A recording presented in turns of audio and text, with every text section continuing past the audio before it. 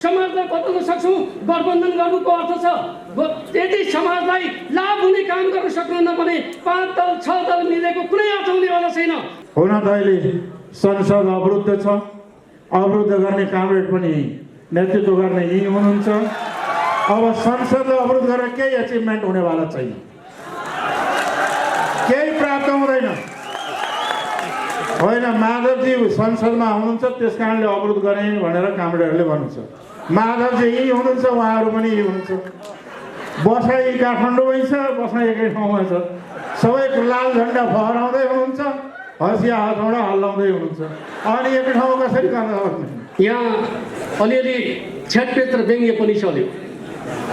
स्वाभाविक रूपमा यहाँ सत्ता गठबन्धनका धेरै मित्रहरू हुनुहुन्छ। प्रतिपक्षका हिसाबले मुलुकको सबभन्दा ठुलो पार्टी रहँदै पनि हामी अहिले प्रतिपक्षमा छौँ।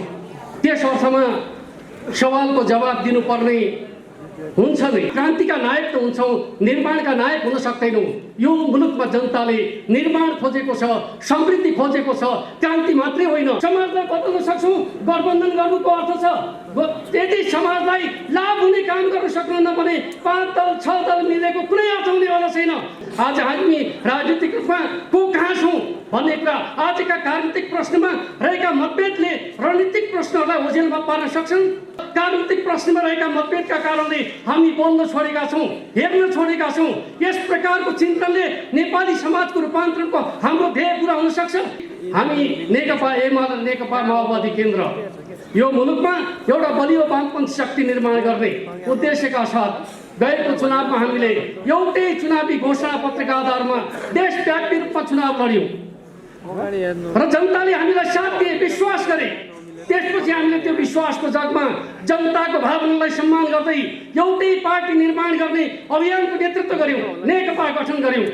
तर हामीले त्यो एकतालाई, त्यो नेकपालाई रक्षा गर्न सकेनौँ। किन गर्न सकेनौँ? कसैले कसैलाई दोष दिएर उम्कन सकिन्छ? नेकपा गठन कुनै गलत कुरा थिएन, त्यो ऐतिहासिक आवश्यकता थियो। तर त्यसलाई हामीले जोगाउन नसकेकोमा मलाई पछुतो छ। हामीले भन्न सक्नु पर्थ्यो हामीले तपाईँसँग मागेको म्यान्डेट पुरा गर्न सकेनौँ, हामी तपाईँहरूका बिचमा आएका छौँ भन्न सक्नु पर्थ्यो। नेकपा एमाले भनेको त त्यही हो, जनताको जनादेश खण्डित भएको छ, हामी फेरि जनतामा जान चाहन्छौँ भन्ने कुरा गरेको हो। त्यसलाई प्रतिगमनको लेपन लगाइएको छ। जनतामा जाने कुरा प्रतिगमन होइन। एमालेको तर्फबाट हार्दिक स्वागत गर्न चाहन्छु, क्रान्तिकारी अभिवादन, लाल सलाम अर्पण गर्न चाहन्छु। आज यो विशिष्ट समारोहका माध्यमबाट मैले एउटा अवसर प्राप्त गरेको छु। भर्खरै नेपाली काङ्ग्रेसको महाधिवेशनका माध्यमबाट शेरबहादुर देउवाजी सभापतिमा निर्वाचित हुनुभएको छ। म उहाँलाई आफ्नो तर्फबाट र पार्टीको तर्फबाट हार्दिक बधाई तथा कार्यकालको शुभकामना व्यक्त गर्न चाहन्छु। त्यसै गरी यो नेकपा माओवादी केन्द्रको 8औं राष्ट्रिय महाधिवेशन स्वाभाविक रूपमा अस्तिसम्म हामीले सम्मेलनका रूपमा यो आयोजना हुँदैछ, राजनीतिक दलहरूलाई आमन्त्रण गर्ने योजना छैन भन्ने कुरा सुनेका थियौँ। त्यस अर्थमा हाम्रो पार्टीका अध्यक्ष कमरेड केपी शर्मा ओली नियमित कार्यक्रम अन्तर्गत उपत्यका बाहिर रहेका कारणले उहाँ यो महत्त्वपूर्ण कार्यक्रममा आउन चाहँदै पनि आउन सक्नु भएन। म उहाँका तर्फबाट र हाम्रो पार्टीको तर्फबाट यो अधिवेशनको पूर्ण सफलताको कामना गर्न चाहन्छु र कमरेड प्रचण्ड फेरि माओवादी केन्द्रको अध्यक्षका रूपमा निर्वाचित हुने जुन सुनेको छु, उहाँको सफलताका लागि शुभकामना व्यक्त गर्न चाहन्छु र उहाँले नयाँ म्यान्डेटका साथ नेपालको वामपन्थी आन्दोलनलाई अगाडि बढाउने कुराहरूमा अग्रसरता लिनुहुनेछ भन्ने कुराको विश्वास र अपेक्षाका साथ शुभकामना व्यक्त गर्न चाहन्छु। वास्तवमा हामी नेपालका राजनैतिक पार्टीहरू प्राय सबै पार्टीका नेताहरू यहाँ उपस्थित छौँ। मलाई एउटा कुराको हरदम सम्झना हुने गर्छ। 62-63 आन्दोलनका समयमा नेपाली काङ्ग्रेसका तात्कालिक सभापति गिरिजाप्रसाद कोइरालाले एउटा कुरा भन्दै गर्नुहुन्थ्यो, नेपालमा एउटै पुस्ताले 3वटा क्रान्तिको नेतृत्व गर्दैछ। बडा गर्वका साथ त्यो कुराको चर्चा गर्ने गर्नुहुन्थ्यो। तर म आफैलाई फर्केर हेर्दाखेरि बडा पश्चाताप अनुभूत हुने गर्थ्यो। के अर्थमा भन्दाखेरि हामी क्रान्तिका हिसाबले त गर्व गर्छौँ, तर दुनियाँमा एउटा राजनैतिक क्रान्ति पछाडि युगको परिवर्तन हुने गर्छ। तर नेपालमा हामीले तीनवटा राजनीतिक क्रान्ति गर्दाखेरि पनि युगलाई बदल्न सकेका छैनौँ। किन भन्ने प्रश्नको उत्तर हामीले दिन सकेनौँ भने हामी क्रान्तिका नायक त हुन्छौँ, निर्माणका नायक हुन सक्दैनौँ। यो मुलुकमा जनताले निर्माण खोजेको छ, समृद्धि खोजेको छ, क्रान्ति मात्रै होइन परिवर्तन खोजेको छ भन्ने कुराको यथार्थतालाई नेपालका राजनीतिक दलहरूले आत्मसात गर्न सक्नुपर्छ भन्ने कुरा म ठान्छु। त्यस आधारमा हामीले आफूलाई समीक्षा गर्नु जरुरी छ। हामी अधिकारका प्रश्नमा 7 सालदेखि लगातार अधिकारका प्रश्नमा केन्द्रित रह्यौँ। अधिकारका मामिलामा हामी राजनीतिक दलहरू सदैव च्याम्पियन बन्यौँ, तर कर्तव्यका मामिलामा, राष्ट्रको समृद्धिका मामिलामा, राष्ट्रको स्वाधीनता र समृद्धिका मामिलामा हामीले हाम्रो कर्तव्यलाई पूर्ण रूपमा पुरा गर्न सकेनौँ भन्ने कुरा नेपालका राजनीतिक दलहरूले मनन नगर्ने हो भने नेपाली जनताका आकाङ्क्षालाई नेपालका राजनीतिक दलहरूले पुरा गर्न सक्दैनन् भन्ने कुरालाई मनन गर्नु जरुरी छ। र त्यसका आधारमा हरेक राजनीतिक दलहरूले आफूले आयोजना गर्ने अधिवेशन र सम्मेलनहरूका माध्यमबाट त्यो प्रश्नमा घोत्लिएर चिन्तन मनन गर्नु जरुरी छ र यो राष्ट्रलाई कुन बाटोमा डोर्याउने भन्ने प्रश्नमा केन्द्रित हुनु जरुरी छ भन्ने कुरा म तपाईँहरूका बिचमा राख्न चाहन्छु। यहाँ अलिअलि छेडपेट र व्यङ्ग्य पनि चल्यो। स्वाभाविक रूपमा यहाँ सत्ता गठबन्धनका धेरै मित्रहरू हुनुहुन्छ। प्रतिपक्षका हिसाबले मुलुकको सबभन्दा ठुलो पार्टी रहँदै पनि हामी अहिले प्रतिपक्षमा छौँ। त्यस अर्थमा सवालको जवाब दिनुपर्ने हुन्छ नै, तर म दिन चाहन्न, किनकि यो उद्घाटन समारोह हो। उद्घाटन समारोहमा म बहस गर्न चाहन्न। किन भन्दाखेरि हरेक राजनीतिक दलहरूले आफ्ना सभा र समारोहका माध्यमबाट आफ्ना नीतिहरूको विश्लेषण गर्ने अवसर पाउनुपर्छ। हामी बहस सार्वजनिक रूपमा बाहिर गर्न सक्छौँ, तर यो समारोह शुभकामना र सद्भावनाको समारोह भन्ने अर्थमा माओवादी आन्दोलनसँग जोडिएका केही प्रसङ्गहरू जो हाम्रो पार्टीसँग जोडिएका छन्, मैले त्यसलाई सम्झना मात्रै गर्न चाहन्छु। पहिलो कुरा, नेपालमा जति बेला माओवादीले फरक प्रकारको आन्दोलनको नेतृत्व गरिराखेका थियो, रोल्पा रुकुममा सिज अभियानका नाममा एउटा अभियान चलाइराखेका थियो, त्यति बेला प्रशासनिक दमन रहँदाखेरि त्यो दमनका विरुद्धमा आवाज उठाउने व्यक्तिका रूपमा मैले आफूलाई प्रस्तुत गरेको थिएँ। र मलाई लाग्छ एउटै घटनामा 300-400 मान्छेहरूलाई मुद्दा लगाउँदा त्यसका विरुद्धको अभियान चलाउने व्यक्तिका रूपमा म थिएँ र आज तपाईँहरूका बिचमा अतिथिका रूपमा यहाँ उपस्थित भएको छु। जति बेला राज्य र माओवादीका बिचमा द्वन्द्व चलिरहेको थियो, रोल्पा रुकुम जस्ता ठाउँहरूमा शान्ति पदयात्राका माध्यमबाट हिंसालाई शान्तिमा रूपान्तरित गर्नुपर्छ भन्ने मान्यताका आधारमा अभियान चलाउने कामको नेतृत्व पनि मैले गरेका थिएँ। र म तपाईँहरूलाई के भन्न चाहन्छु भन्दाखेरि पुराना कुराहरूको सम्झना गर्ने भने 62-63 आन्दोलनको पूर्व सन्ध्यामा पहिलो गणतन्त्रका लागि आयोजना गरिएको खुला सभा जो त्रिचन्द्र क्याम्पसमा आयोजना गरिएको थियो, त्यो खुला सभाको वक्ताका रूपमा मैले आफूलाई प्रस्तुत गरेको थिएँ। त्यति मात्रै होइन, संविधान सभा र राज्यको पुनर्संरचनाका माध्यमबाट मात्रै मुलुकको निकास पाउँछ भनेर संस्थागत हिसाबले औपचारिक दस्तावेज प्रस्तुत गर्ने काम पनि म आफैले गरेको थिएँ। त्यो कुरालाई पनि म तपाईँहरूका बिचमा सम्झना गर्न चाहन्छु। आज हामी राजनीतिक रूपमा को कहाँ छौँ भन्ने कुरा आजका राजनीतिक प्रश्नमा रहेका मतभेदले रणनीतिक प्रश्नहरूलाई ओझेलमा पार्न सक्छन्। र म तपाईँहरूलाई भन्न चाहन्छु, आजको नेपाली वामपन्थी आन्दोलन जुन बाटोमा हिँड्दैछ त्यो सही बाटोमा हिँड्दै छैन। लक्ष्य एकातिर छ, उद्देश्य एकातिर छ। राजनीतिक प्रश्नमा रहेका मतभेदका कारणले हामी बोल्न छोडेका छौँ, हेर्न छोडेका छौँ। यस प्रकारको चिन्तनले नेपाली समाजको रूपान्तरणको हाम्रो ध्येय पुरा हुन सक्छ कि मात्र हुन सक्दैन। नयाँ सोचका साथ, नयाँ सङ्कल्पका साथ नेपालको कम्युनिस्ट आन्दोलनलाई कसरी अगाडि बढाउने भन्ने प्रश्न अगाडि नबढाइकन नेताहरूका बिचका अन्तर्कलहमा आधारित भएर नीति बनाउने, त्यही नीतिका पक्षमा बहकेर पार्टीका मान्यताहरू बनाउने खालका सोचहरूबाट आन्दोलन अगाडि बढ्छ भने त्यसले राष्ट्र र जनताको हित गर्न सक्दैन भन्ने प्रश्नलाई सबैले मनन गर्नु जरुरी छ भन्ने कुरा म राख्न चाहन्छु। जहाँसम्म हाम्रो पार्टीको सन्दर्भ छ, म तपाईँहरूलाई बताउन चाहन्छु, जति बेला माओवादी 17 आन्दोलनको दौरानमा थियो, त्यसलाई शान्ति वार्ताको प्रक्रियामा अगाडि बढाउने सन्दर्भमा हामीले अग्रसरता लियौँ। वैधानिक रूपमा आन्दोलन गरिरहेका हामी नेकपा एमाले पार्टीका तर्फबाट 12 बुँदे सहमतिको आधार तयार गर्ने काम हामीले नै गऱ्यौँ। 12 बुँदे सहमतिको जगमा जनआन्दोलनको आधार तयार गऱ्यौँ। त्यसपछि शान्ति वार्ताको प्रक्रियादेखि लिएर मुलुकमा संविधान निर्माणको समयसम्ममा हामी नेपालका प्रमुख दलहरूले सहकार्य गरेका छौँ।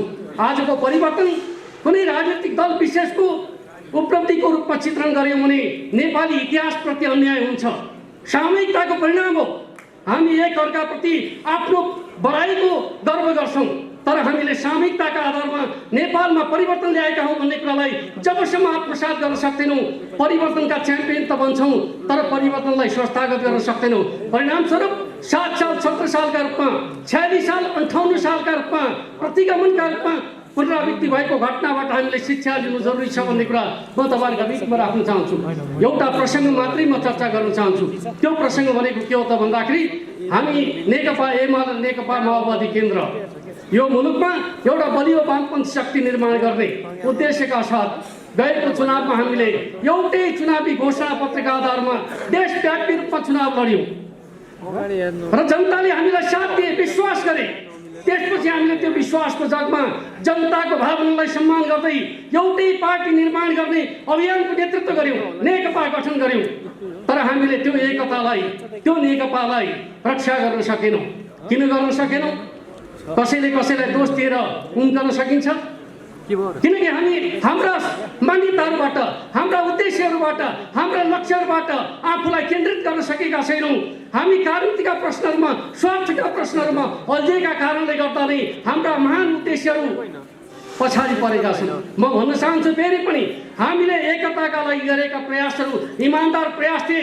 नेकपा गठन कुनै गलत कुरा थिएन, त्यो ऐतिहासिक आवश्यकता थियो, तर त्यसलाई हामीले जोगाउन नसकेकोमा मलाई पछुतो छ। त्यस अर्थमा हामी हिँड्ने बाटो के हो भन्ने कुरा इतिहासको शिक्षाका रूपमा ग्रहण गर्नु जरुरी छ भन्ने कुरा म तपाईँहरूका बिचमा राख्न चाहन्छु। र अब हामी कसरी अगाडि बढ्ने भन्ने प्रश्न यति बेलाको महत्त्वपूर्ण प्रश्न हो। म तपाईँहरूका बिचमा भन्न चाहन्छु, हामीले यो राष्ट्रलाई बनाउने हो भने एउटा क्रान्तिको उद्देश्य उत्पादन सम्बन्धमा परिवर्तन हुन्छ र त्यो उत्पादन सम्बन्धलाई स्थायित्व प्रदान गर्नका लागि उत्पादक शक्तिको विकास गर्नुपर्ने हुन्छ। तर हामीले त्यो काम गर्न सकेका छैनौँ। त्यस अर्थमा हामीले उत्पादक शक्तिको विकास गर्ने कुरा यति बेलाको आर्थिक सामाजिक रूपान्तरण र विकासको महत्त्वपूर्ण कार्यभार हो भन्ने प्रश्नलाई बुझ्नु जरुरी छ भन्ने कुरा म तपाईँहरूका बिचमा राख्न चाहन्छु। त्यसका लागि पहिलो शर्त भनेको नेपालका राजनीतिक दलहरू राष्ट्रियताका मामिलामा, राष्ट्रिय स्वाधीनताका मामिलामा, राष्ट्रिय स्वाभिमानका मामिलामा, परराष्ट्र नीतिका मामिलामा एक ठाउँमा उभिनु जरुरी छ र हाम्रो परराष्ट्र नीतिको आधार हाम्रो राष्ट्रिय स्वार्थ बन्नु जरुरी छ। म सम्माननीय प्रधानमन्त्रीलाई पनि अनुरोध गर्न चाहन्छु, नेपालका राजनीतिक दलहरूलाई पनि अनुरोध गर्न चाहन्छु, राष्ट्रियताका प्रश्नमा नेपालका राजनीतिक दलहरू विभाजित हुनुपर्ने कुनै कारण छैन। हामी जति विभाजित हुन्छौँ हामी माथि खेल्नेहरू खेल्न थाल्छन्। भर्खरै एउटा किताब प्रकाशित भएको छ। त्यो किताबमा के भनिएको छ भन्दाखेरि नेपालमा नियन्त्रित अस्थिरता सिर्जना गर्ने नीति अवलम्बन गरिएको थियो भनेर एकजना कूटनीतिज्ञले लेख्नु भएको छ। आज कतै हामी त्यसकै शिकार त भइराखेका छैनौँ। नियन्त्रित अस्थिरताको शिकार नेपालका राजनीतिक दलहरू त भइराखेका छैनौँ। त्यो चिजबाट पाठ सिकेर राष्ट्रलाई कसरी बलियो बनाउने भन्ने प्रश्नमा नेपालका राजनीतिक दलहरू राष्ट्रियताका प्रश्नमा, स्वाधीनताका प्रश्नमा एक हुनु जरुरी छ भन्ने कुरा म तपाईँहरूका बिचमा राख्न चाहन्छु। अर्को प्रश्न, समाजलाई बदल्ने हो भने आर्थिक सामाजिक मुद्दाहरूमा हामी केन्द्रित हुनु जरुरी छ। अधिकारका प्रश्नमा हामी मिल्छौँ, तर जब समृद्धिको प्रश्न आउँछ, विकासको प्रश्न आउँछ, हामी मिल्न सक्दैनौँ। किन?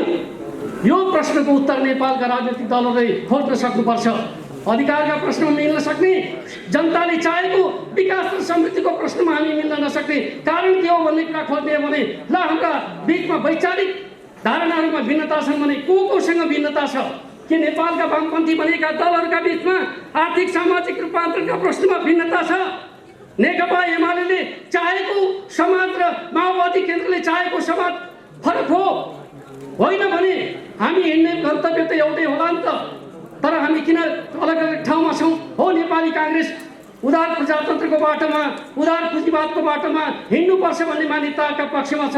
यद्यपि बिपी कोइरालाले प्रजातान्त्रिक समाजवादको कुरा गर्दै आउनु भएको छ। त्यस अर्थमा म के ठान्छु भन्दाखेरि पूर्वाधार विकासका प्रश्नमा हामी एक ठाउँमा उभिन सक्छौँ। कस्तो पूर्वाधार निर्माण गर्ने? काङ्ग्रेसको बाटोका लागि पनि पूर्वाधारमा विवाद गर्नु जरुरी छैन। कम्युनिस्टहरूका लागि पनि बलियो पूर्वाधारले कम्युनिजम ल्याउनका लागि अवरोध खडा गर्दैन। सबैका लागि पूर्वाधार विकासको प्रश्न साझा प्रश्न बन्न सक्छ। हामी पूर्वाधार विकासका प्रश्नमा किन विमति राख्ने? नेपालमा ठुला ठुला पूर्वाधारको निर्माण गरौँ, त्यही पूर्वाधारभित्र पुँजीवादको पनि विकास हुन सक्छ, त्यही पूर्वाधारभित्र समाजवादको विकास हुन सक्छ। यो मान्यता नेपालका राजनीतिक दलहरूले बनाउनु जरुरी छ भन्ने कुरा म तपाईँहरूका बिचमा राख्न चाहन्छु। यसरी हामी अगाडि बढ्यौँ भने निश्चित रूपमा देश बनाउन सकिन्छ। पार्टी बलियो बनाउने कुराको कुनै अर्थ हुँदैन। मुख्य उद्देश्य भनेको बलियो पार्टीले समाजलाई बदल्न सक्छ कि सक्दैन भन्ने कुरा हो। समाजलाई बदल्न सक्छौँ हामी हुनुको अर्थ छ, समाजलाई बदल्न सक्छौँ गठबन्धन गर्नुको अर्थ छ। यदि समाजलाई लाभ हुने काम गर्न सक्नुहुन्न भने 5 दल 6 दल मिलेको कुनै अर्थ हुनेवाला छैन। मिल्नुको अर्थ भनेको समाजलाई बदल्ने कुरा हो भन्ने कुरालाई हामीले बुझ्नु जरुरी छ। हो, राष्ट्रिय राजनीतिमा कहिले यस्तो बिन्दुमा हामी पुग्दा रहेछौँ कि हामीले एउटै म्यान्डेटका आधारमा जनादेश प्राप्त गऱ्यौँ, तर त्यो जनादेशको रक्षा गर्न सकेनौँ। हामी विभाजित भयौँ, अलग अलग बाटोमा हिँड्ने स्थिति उत्पन्न भयो र जनताबाट हामीले जे म्यान्डेट प्राप्त गरेका थियौँ त्यो म्यान्डेट खण्डित भएपछि हामीले भन्न सक्नु पर्थ्यो हामीले तपाईँसँग म्यान्डेट मागेको म्यान्डेट पुरा गर्न सकेनौँ, हामी तपाईँहरूका बिचमा आएका छौँ भन्न सक्नु पर्थ्यो। नेकपा एमाले भनेको त त्यही हो, जनताको जनादेश खण्डित भएको छ, हामी फेरि जनतामा जान चाहन्छौँ भन्ने कुरा गरेको हो। त्यसलाई प्रतिगमनको लेपन लगाइएको छ।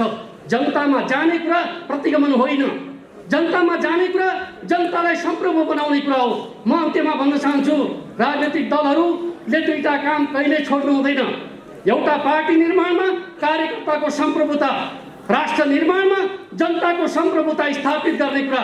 नेकपा एमाले त्यो कुरामा विश्वास गर्छ। नेकपा माओवादी केन्द्रको यो अधिवेशन त्यो दिशातर्फ सार्थक निर्णय गर्न सफल होस्। म यही शुभकामनाका साथ आफ्नो भनाइलाई अन्त्य गर्न चाहन्छु। अनुरोध गर्दछु।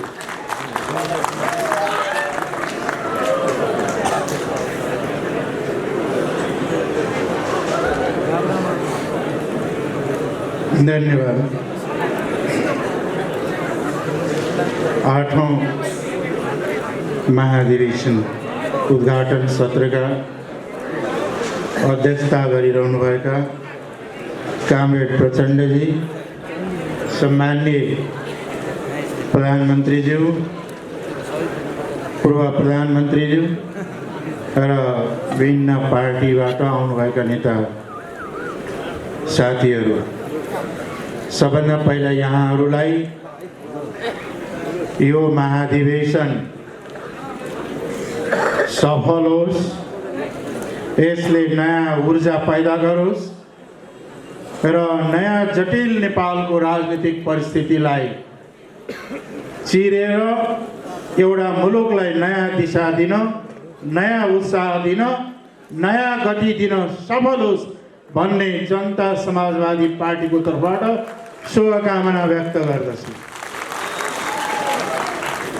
अब यो पार्टीमा यहाँदेखि बसिरहन म देखिरहेको छु कामरेड प्रचण्डजी, हाम्रो सिपी गजेलजी, उता साथीहरू, यी सबै साथीहरू हामीहरू कुनै जमानामा एक समयमा भीषण लडाइँको मैदानमा भूमिगत भूमिगत विभिन्न ठाउँ रहेर सँगै काम गरेको सम्झना अहिले आइरहेको छ र सँगै हामी लडेका थियौँ र त्यही जगबाट उभिएर पछि ऐतिहासिक मधेस जनविद्रोह भएको हो र माओवादी जनयुद्ध र मधेस जनविद्रोह नभएको भए यो मुलुक सङ्घीय लोकतान्त्रिक गणतन्त्र हुने थिएन। यो मुलुकमा निरङ्कुश व्यवस्था शासनको अन्त्य पनि हुने थिएन। यसो एउटा संवैधानिक राजतन्त्र बहुदलीय प्रजातन्त्रमा रुमेलेर बस्ने नै थियो होला। त्यस कारणले यो ऐतिहासिक विद्रोह, सशस्त्र विद्रोहका नेतृत्व गर्नुहुने कामरेड प्रचण्डबाट उहाँको एउटा कुशल कमान्डरसिपमा यो पार्टी अगाडि बढोस् र यसले नयाँ गति लियोस्। आज धेरै पटक आन्दोलन र परिवर्तनपछि सरकारहरू बने, कामरेड प्रचण्ड पनि धेरै पटक प्रधानमन्त्री हुनुभयो कमरेड माधवजी प्रधानमन्त्री हुनुभयो, अहिले कम्युनिस्ट पार्टीका प्रधानमन्त्रीहरू हुनुभयो।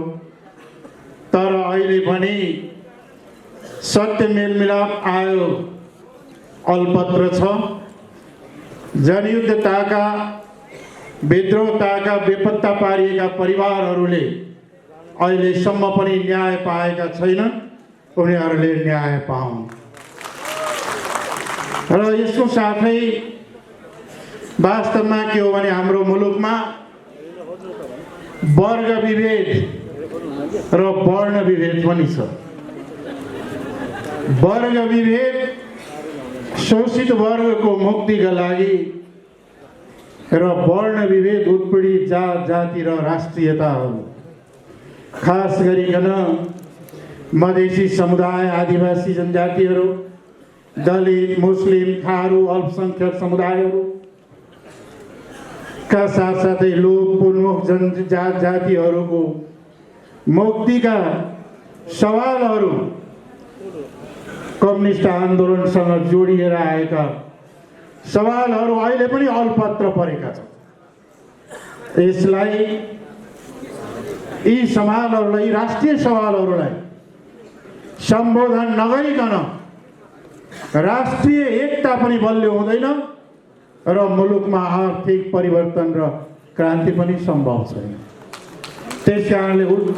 त्यसकारणले चाहिँ के भने यो म यहाँहरूलाई शुभकामना फेरि दिन चाहन्छु कि उत्पीडित शोषित वर्ग र उत्पीडित जात जाति र राष्ट्रियताहरूको, ती नेसनालिटिजहरूको अधिकार, पहिचान, समावेशितालाई सम्बोधन गर्नका लागि जुन कुरा सुरुदेखि नै उठ्दै आएको यो महाधिवेशनले एउटा ठोस दिशा दिन सकोस्।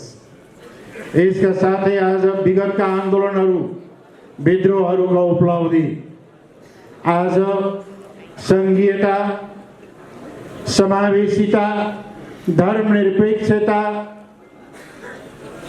गणतन्त्र जस्ता महत्त्वपूर्ण उपलब्धिहरू आज पनि कतै कतै धरापमा पर्ने हो कि भन्ने, कतै कतै पनि चाहिँ के छ भन्दाखेरि यो कता कता अल्मलिएर जाने हो कि भन्ने आशंका उत्पन्न भएको छ। र अहिले गठबन्धनको सरकार छ, सम्माननीय प्रधानमन्त्रीज्यू यही हुनुहुन्छ, हामी गठबन्धनका साथीहरू यही छौँ। गठबन्धनको महत्त्वपूर्ण अङ्ग नेकपा माओवादीको यो महाधिवेशनमा म के भन्न चाहन्छु भन्दाखेरि विगतका सरकारहरू, विगतका प्रधानमन्त्रीहरूले गरेको गल्तीहरूलाई गनेर मात्रै अब समस्याको समाधान हुँदैन। अब हामीले विगतमा भएका कमी कमजोरी र गलतीलाई सच्याउनु पर्दछ र सुधार्नु पर्दछ र त्यसको अनुभूति जनताले गर्न पाउनु पर्दछ। हामीले संविधानका कुरा गर्छौँ। संविधान जारी हुँदा बखत देशको आधाभन्दा ठुलो भूभागका जनताहरूले कालो दिवस मनाएका थिए। केही साथीहरूले बत्ती पनि बाल्नु भएको थियो। अब यो संविधानलाई ती बत्ती दीपावली गर्नेको मात्र होइन, जसले ब्ल्याकआउट गरेका थिए ती सबै शोषित उत्पीडित जनताको संविधानको रूपमा रूपान्तरित गर्नुहुन्छ। त्यो रूपान्तरित गर्नका लागि संविधान संशोधन, संविधानको परिमार्जन अत्यन्त महत्त्वपूर्ण र अत्यन्त आवश्यक कार्य भएको छ र अब आउने समयमा एउटा सहमति कायम गरेर यसलाई अगाडि बढाउँ। हुन त अहिले संसद अवरुद्ध छ, अवरुद्ध गर्ने कामरेड पनि नेतृत्व गर्ने यही हुनुहुन्छ। अब संसद अवरुद्ध गरेर केही अचिभमेन्ट हुनेवाला छैन, केही प्राप्त हुँदैन। होइन, माधवजी संसदमा हुनुहुन्छ त्यस कारणले अवरुद्ध गरे भनेर कामरेडहरूले भन्नुहुन्छ। माधवजी यही हुनुहुन्छ, उहाँहरू पनि यही हुनुहुन्छ। बसाइ काठमाडौँमै छ, बसाइ एकै ठाउँमा छ। सबैको लाल झन्डा फहराउँदै हुनुहुन्छ, हँसिया हथौडा हल्लाउँदै हुनुहुन्छ। अनि एक ठाउँ कसरी गर्न सक्ने? यस किसिमका हटहरू त्यागौँ। र अब मुलुकको हितमा नयाँ ढङ्गले सोचौँ र यो सङ्घीय लोकतान्त्रिक गणतन्त्रलाई संस्थागत र व्यवस्थित गर्नेतर्फ अगाडि बढौँ। अब सङ्घीय गणतन्त्रको विकल्प अरू कुनै तन्त्र हुनै सक्दैन। अबको विकल्प सङ्घीय लोकतान्त्रिक गणतन्त्र, समावेशी लोकतन्त्र र विभेद रहित राजनीतिक प्रणाली नै हो।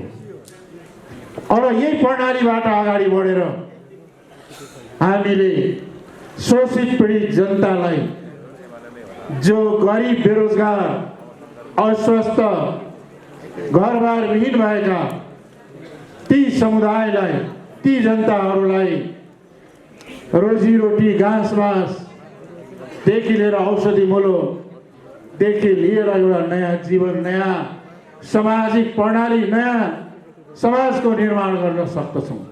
यदि सङ्घीय लोकतान्त्रिक गणतन्त्र कुनै कारणले यदि धरापमा परेर गयो भने फेरि कैयौँ वर्षसम्म यसैका लागि तपाईँ हामीले लड्नुपर्ने हुन्छ।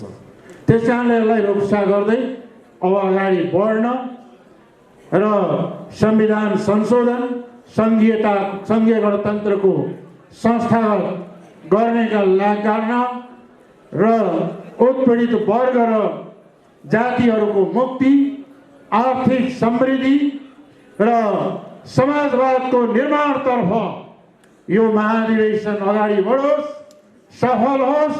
यही शुभकामनाका साथ म आफ्नो मन्तव्य अन्त्य गर्छु। हवस् त, धन्यवाद। धन्यवाद नेता उपेन्द्र यादवजीलाई। पक्कै पनि हामी एउटै झन्डामुनि र एउटै उद्देश्यमा केन्द्रित भएर अगाडि बढ्ने बेला भएको छ। धन्यवाद। अब म शुभकामना मन्तव्य। यसले लिने निर्णयले देशको राजनीतिमा महत्त्वपूर्ण योगदान दिनेछ। त्यसैले यो महाधिवेशनको महत्त्वलाई हामीले त्यसरी नै बुझ्न पर्ने जरुरी छ। आज धेरै ठुलो आन्दोलन, जनताको लामो सङ्घर्ष र बलिदानबाट प्राप्त अधिकारहरू आज गणतन्त्र, लोकतन्त्र, धर्मनिरपेक्षतामाथि चौतर्फी हमला भइरहेको छ।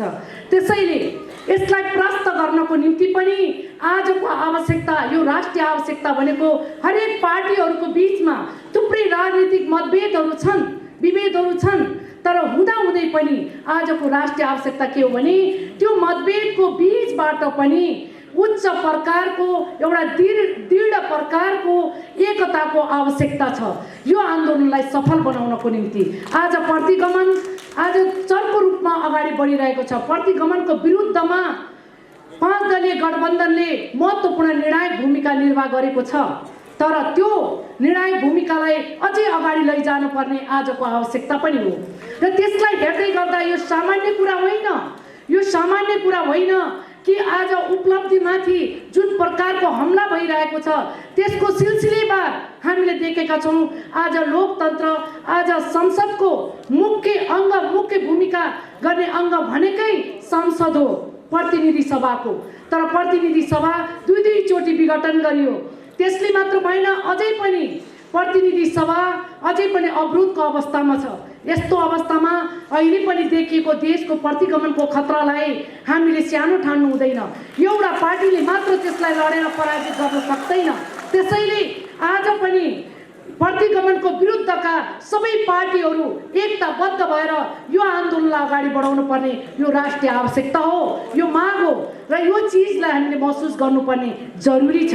यो सँगसँगै हामीले एउटा कुरा के भन्न चाहन्छौँ भने हामीले ल्याएका उपलब्धि यदि त्यत्तिकै हामीले छोड्यौँ भनेदेखि र यो प्रतिगमनलाई हामीले परास्त गर्नको निम्ति सशक्त आन्दोलन, प्रतिगमन विरोधीहरू एक भएर अगाडि जान सकेनौँ भनेदेखि हामीले यो देश फेरि प्रतिगमनतर्फ र यहाँ त्यो प्रतिगमनतर्फ गयो भने हामीलाई कहिले पनि यो भूललाई हामीले ठुलो मूल्य चुकाउन पर्नेछ र वास्तवमा इतिहासले हामीलाई माफी दिने छैन।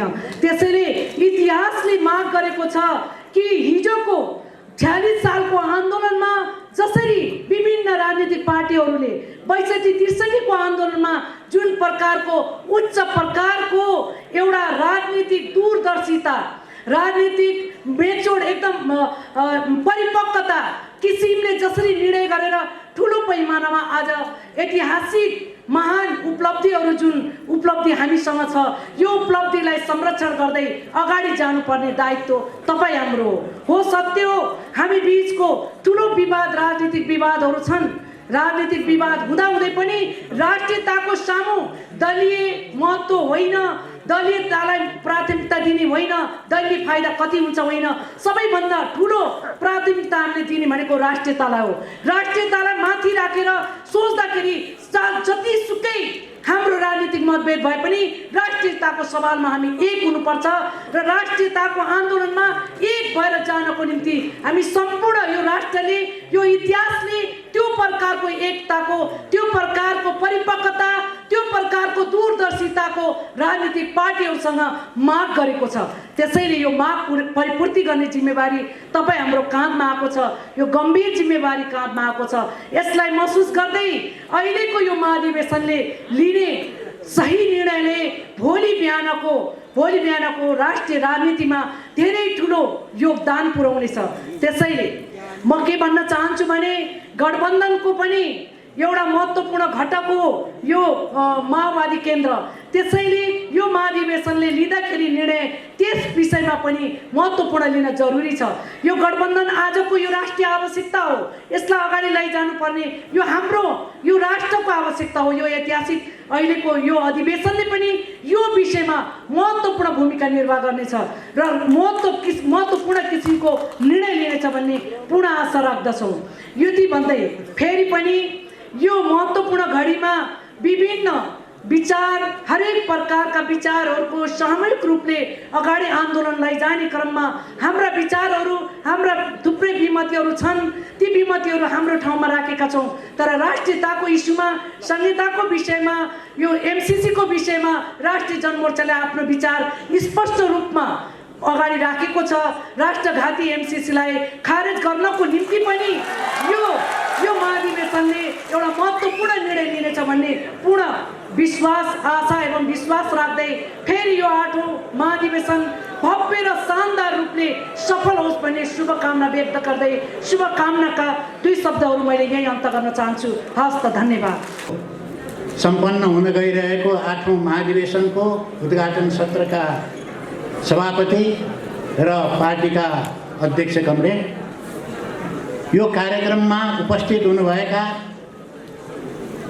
सरकारका प्रधानमन्त्री र नेपाली कांग्रेसका अध्यक्ष, विभिन्न पार्टीका नेता साथीहरू, यहाँ उपस्थित हुनुभएका महाधिवेशनका प्रतिनिधि र पर्यवेक्षक कमरेडहरू र अन्य साथीहरू, कलाकार साथीहरू, यहाँहरू सबैलाई सर्वप्रथम म नेपाल कम्युनिस्ट पार्टी क्रान्तिकारी माओवादीको तर्फबाट र म आफ्नै तर्फबाट हार्दिक एवं क्रान्तिकारी अभिवादन गर्न चाहन्छु।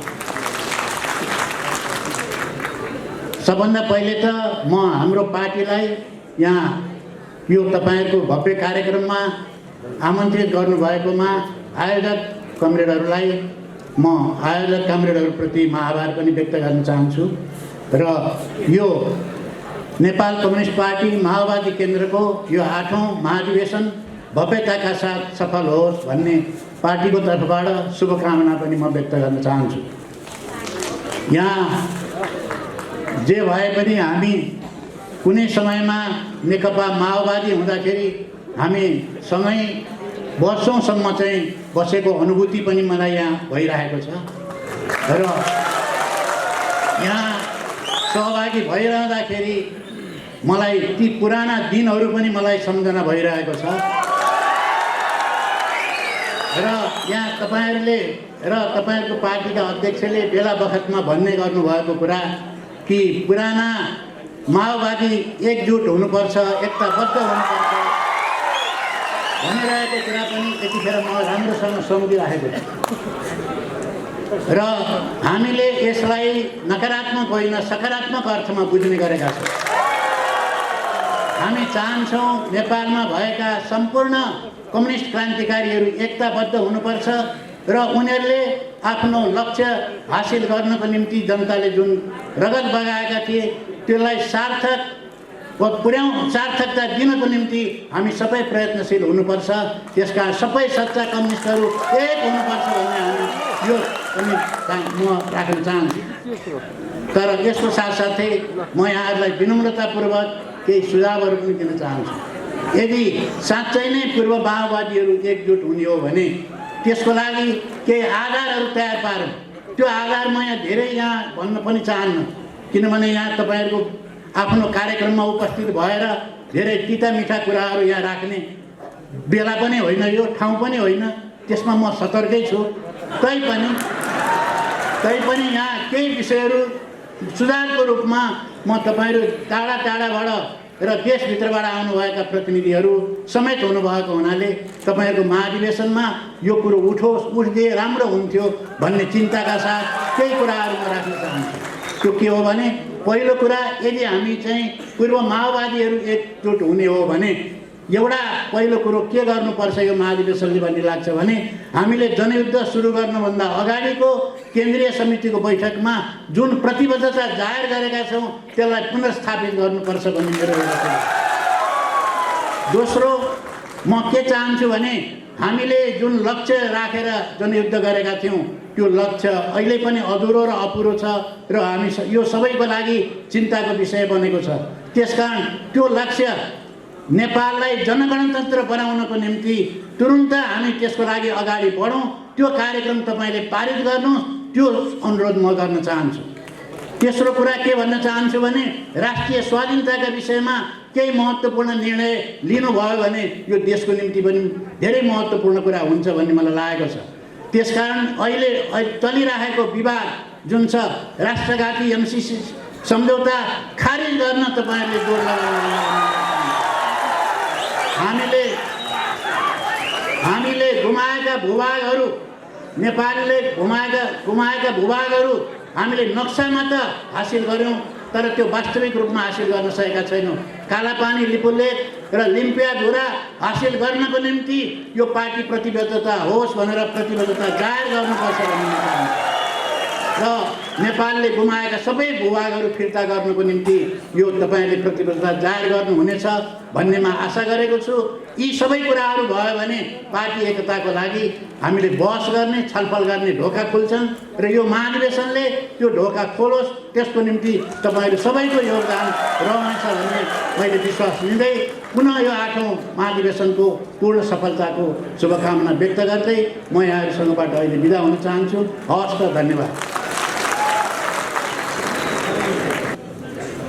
पत्रकार बन्धुहरू, यो सभाकक्षमा उपस्थित गणतन्त्र र समावेशीकरणका लागि, सङ्घीयताका लागि जीवन न्यौछावर गरेर सङ्घर्ष गर्नुभएका तमाम क्रान्तिकारी योद्धाहरू, म सबभन्दा पहिले मेरो तर्फबाट मेरो पार्टी लोकतान्त्रिक समाजवादी पार्टी नेपालको अध्यक्ष आदरणीय महन्त ठाकुरज्यूको तर्फबाट र सिङ्गो पार्टी पङ्क्तिको तर्फबाट नेपाल कम्युनिस्ट पार्टी माओवादी केन्द्रको यो 8औं महाधिवेशनको सफलताको लागि हार्दिक शुभकामना व्यक्त गर्न चाहन्छु। स्वीकार्नुहोस् हार्दिक शुभकामना। नेपाल कम्युनिस्ट पार्टी माओवादी केन्द्र र पार्टीका अध्यक्ष आदरणीय प्रचण्डज्यूले विगतमा